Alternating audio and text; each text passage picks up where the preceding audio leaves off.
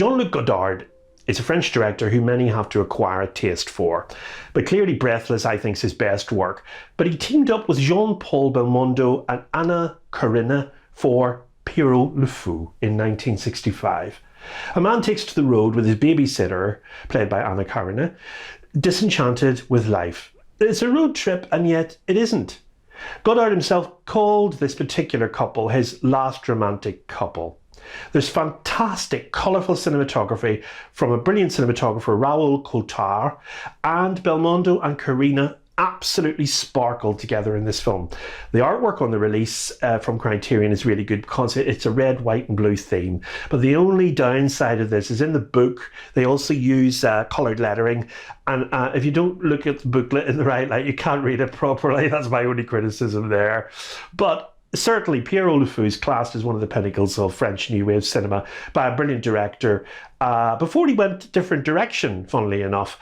This is spine number 421, and it's on release in the United States. Masculin, Feminin is another example of French New Wave cinema from its major exponent, Jean Luc Godard. It's been available for a considerable time now on DVD in the Criterion collection, and now it gets a Blu-ray upgrade. In this film, the director introduces the world to the children of Marx and Coca-Cola through a gang of restless youths engaged in hopeless love affairs with music, revolution and, of course, one another. Made in 1966, Jean-Pierre Léaud plays Paul, a romantic young idealist who chases budding pop star Madeleine, played by Chantal Goya, a real-life yé-yé girl. Despite markedly different musical tastes and political leanings, the two soon become romantically entwined and begin a ménage à quatre, with Madeleine's two roommates, Catherine and Elizabeth. The camera probes the young actors in a series of verite-style interviews about love, lovemaking and politics. At times the main story is interrupted by various sequences and subplots. Now this style was designed to appeal to young people, but due to the portrayal of youth and sex in the movie, it was prohibited to people under the age of 18 in France, so the very audience it was aimed at. Despite that, it's still got a strong audience of young adults who enjoyed its joie de vivre outlook and the way it referenced various pop culture icons and political figures of the time, namely Charles de Gaulle, André Malraux, James Bond and Bob Dylan.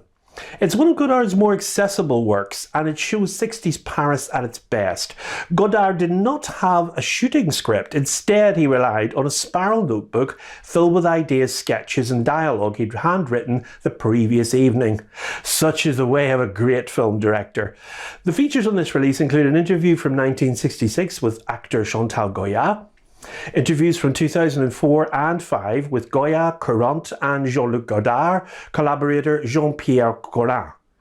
Discussion of the film from 2004 between film critics Freddie Bosch and Dominique Palini.